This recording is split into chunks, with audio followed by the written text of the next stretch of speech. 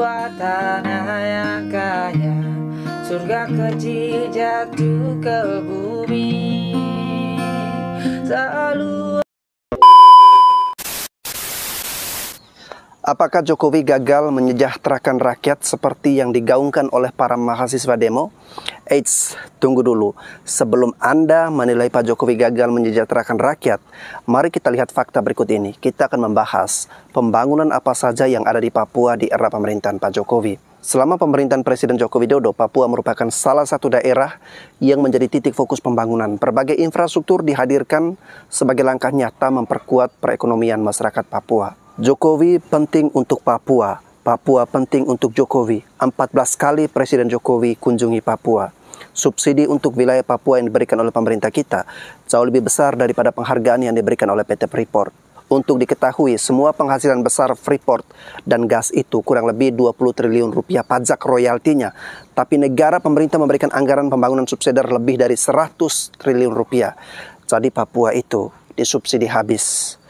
Berikut saya akan memberitahukan kepada teman-teman 5 mega proyek infrastruktur pemerintah Jokowi di wilayah Papua.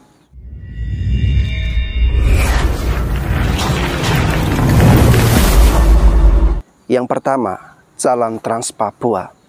Salah satu cara untuk meningkatkan kesejahteraan masyarakat Papua adalah dengan membangun Jalan Trans Papua dengan total panjang 3.462 km.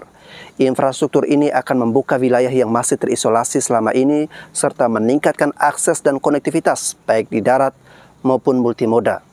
Kabar terbaru saat ini dari total panjang Jalan Trans Papua saat ini telah tembus sepanjang 3.445 km dengan kondisi 1.730 km teraspal dan 1.712 km belum teraspal.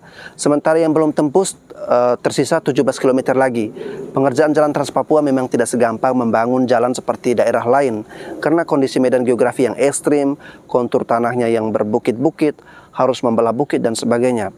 Proyek Jalan Trans Papua menghubungkan Provinsi Papua Barat dan Provinsi Papua dan membentang dari kota Sorong di Provinsi Papua Barat hingga Merauke di Provinsi Papua. Pembangunan infrastruktur ini menjadi fokus pemerintah dalam meningkatkan perekonomian masyarakat Papua, mengurangi kesenjangan pendapat, serta mengurangi tingginya harga di masing-masing wilayah.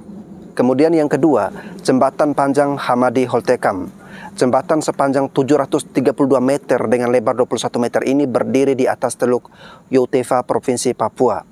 Jembatan ini menghubungkan Holtekam dengan Hamadi sehingga bisa memperpendek jarak dan waktu tempuh dari kota Jayapura ke distrik Muara Tami, bahkan ke pos lintas batas negara PLBN Skou yang merupakan kawasan perbatasan Indonesia dengan Papua Nugini. Jembatan ini menjadi jembatan pertama di Indonesia yang didesain dengan tujuan wisata. Dengan adanya jembatan ini, kota Jayapura menjadi pintu gerbang yang berbatasan langsung dengan negara tetangga Papua Nugini. Jembatan ini akan memudahkan masyarakat yang ingin ke kawasan Koya atau Arso yang menjadi lokasi pengembangan industri di masa mendatang.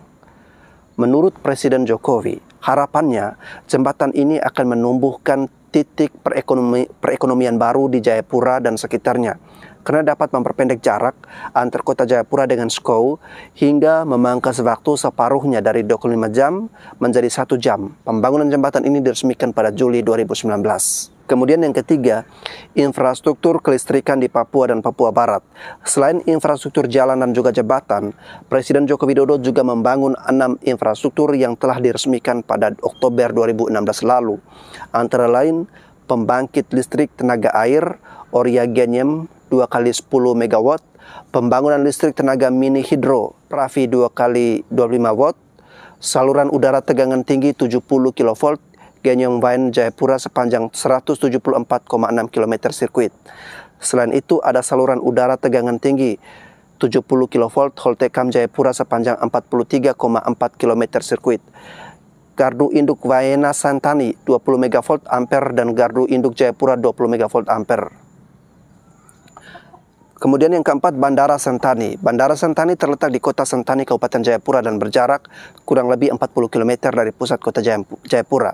Bandara ini menjadi bandara terbesar di Papua dan menghubungi utama wilayah pedalaman Papua. Sebelum bandara ini merupakan bandara kelas 1 yang akhirnya dilakukan sejumlah pembenahan terhadap beberapa fasilitas seperti memperpanjang runway, memperluas lahan parkir, apron, dan lain-lain untuk menunjang target menjadi bandara internasional yang telah diresmikan pada 2017 lalu. Selain itu, dalam pengubahan menjadi bandara internasional, ada beberapa pengembangan yang dilakukan, yakni pengembangan terminal kedatangan, keberangkatan domestik dan internasional, custom, karantina, dan sejumlah fasilitas lain. Lalu yang kelima, pembangunan jalan perbatasan Indonesia-Papua Nugini. Saat ini, Kementerian Pekerjaan Umum dan Perumahan Rakyat (PUPR) tengah melakukan pembangunan jalan perbatasan Indonesia-Papua Nugini dari Merauke hingga Jayapura di Provinsi Papua sepanjang 1098 km.